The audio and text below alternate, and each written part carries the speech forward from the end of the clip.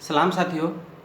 आज के वीडियो में अपने चैनल पर बात करने वाला हूं एक आलेख के संदर्भ में। आपको आलेख आमंत्रित करे गए हैं एक पुस्तक के लिए जिसकी अंतिम तिथि 30 मई है। क्या विषय है, क्या थीम है और क्या उपविषय है, कब तक भेजने हैं बता चुका हूं। कैसे भेजने हैं, किन विषयों पर भेजने हैं, इन सभी की जानकारी देने के लिए ये छोटा सा 2 से 3 मिनट का वीडियो आपके समक्ष प्रस्तुत किया जा रहा है। तो वीडियो को अंत तक देखेंगे तो सारी जानकारियाँ मिलेंगी, वीडियो को नहीं देखेंगे तो ये जानकारियाँ आप तक नहीं मिल पाएंगी और इसमें आप प्रतिभागी नहीं हो पाएंगे। तो पुनः सलाम। कोरोना जो महामारी समय फैली हुई है विश्व में और भारत भी उससे अछूता नहीं है, और कहें कि भारत में अधिकांश अपने चरम पर है ये महामारी। इस विषय को लेकर ISSN नंबर के साथ एक पुस्तक संपादित की जा रही है जिसके लिए लेख आमंत्रित किए गए हैं। एक मेरी बहन कह लीजिए या दीदी कह लीजिए या दोस्त कह लीजिए, उसके द्वारा अपनी पुस्तक के लिए आप यदि लेख भेजते हैं तो आपका लेख छपेगा। ISSN नंबर होने के बावजूद जो APA का पॉइंट रेशियो है उसके कुछ अंक भी मिलेंगे आपको, और एसोसिएट के लिए या असिस्टेंट के लिए या शोध कार्य में आपको लाभ भी होगा, और एज अ करियर भी आपको उन अंकों का लाभ होगा। ये शोधार्थी जो क्षेत्र के विद्यार्थी हैं वे सभी जानते हैं। कोरोना को लेकर ये होने वाला है। पहली चीज़, आपको जो लेख भेजना है वो 3000 से अधिक शब्दों में नहीं होना चाहिए, इस बात का याद रखिएगा। अगली चीज़, यूनिकोड में के अंतर्गत और कृतिदेव 10, यूनिकोड में और कृतिदेव 10 ये दोनों फॉन्ट हैं, इसमें आप टाइप करके लेख को भेज सकते हैं। और लेख का माध्यम ओनली फॉर अंग्रेजी नहीं हिंदी होगा। यदि आप कृतिदेव में टाइप करके भेज रहे हैं तो आपका फॉन्ट 10 का होना चाहिए। यदि यूनिकोड में भेज रहे हैं तो आपका फॉन्ट 16 का होना चाहिए। फॉन्ट का एक होता है फॉन्ट का नाम, एक होता है फॉन्ट का साइज। यदि हिंदी में और यूनिकोड में टाइप कर रहे हैं तो 16 होना चाहिए, 16 होना चाहिए, और कृतिदेव में कर रहे हैं तो 10 का होना चाहिए। इस बात का याद रखिएगा। आप हाथ से लिख के और उसको फ़ोटो खींच के स्कैन करके मत भेजिएगा, अस्वीकार कर दिया जाएगा।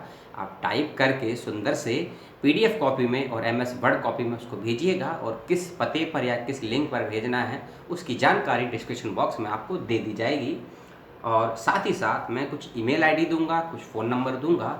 यदि कोई समस्या मेरे द्वारा आपको स्पष्ट नहीं प्राप्त हो पाई तो आप उनसे संपर्क कर सकते हैं, इस बात का याद रखिएगा।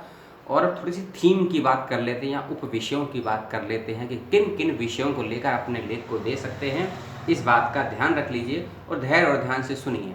एक अन्य चीज़ मैं बता दूं कि लेख को भेजने के लिए और प्रकाशित करवाने के लिए आपसे किसी भी प्रकार का कोई मानदंड यानी कि धनराशि नहीं ली जाएगी, यानी कि फ्री ऑफ कॉस्ट है। ये मत सोचिएगा कि आपने लेख भेज दिया है, यदि नहीं छपा है तो इस अभाव में नहीं छपा है कि आपने कुछ पैसा नहीं दिया। ये लेख आपसे फ्री लिए जा रहे हैं।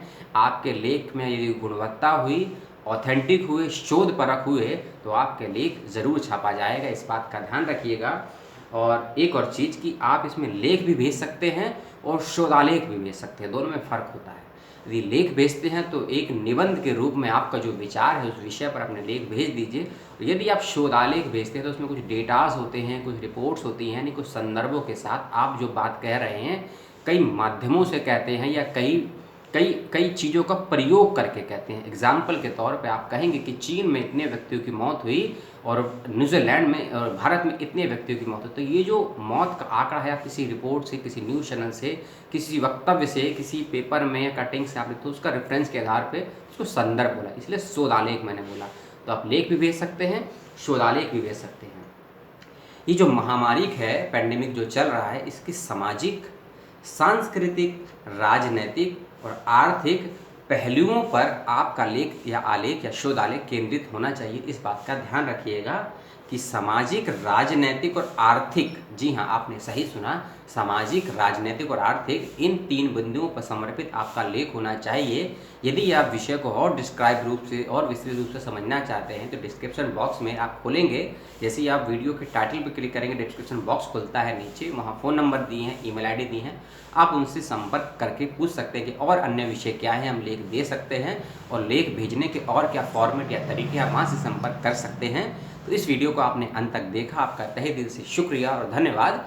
वीडियो को शेयर करें और लाइक करें। यदि नए व्यूअर हैं तो चैनल को सब्सक्राइब करने के साथ साथ यदि बेल आइकन दबाएंगे तो ही आपको मेरे चैनल का लाभ मिलेगा। यदि बेल आइकॉन नहीं दबा सकते हैं किसी कारणों से तो चैनल का लाभ नहीं मिलेगा, क्योंकि फर्स्ट नोटिफिकेशन नहीं आ पाएगा। आपको सजेशन बॉक्स में वो वीडियो प्रोवाइड नहीं होंगे यदि आप बेल आइकॉन में को क्लिक नहीं करते हैं। इस बात का ध्यान रखिएगा। तो कोरोना के संदर्भ में शोध आलेख मांगे गए हैं। पुनः मैं बता दूं कि 30 मई 2020 मध्य रात्रि तक आलेख भेज सकते हैं। आज 10 दिन शेष हैं आपके पास आलेख भेजने के। 3000 से अधिक शब्दों में नहीं होना चाहिए। आप 1000 शब्दों में, 1500 शब्दों में, 2000 शब्दों में लेख भेज सकते हैं।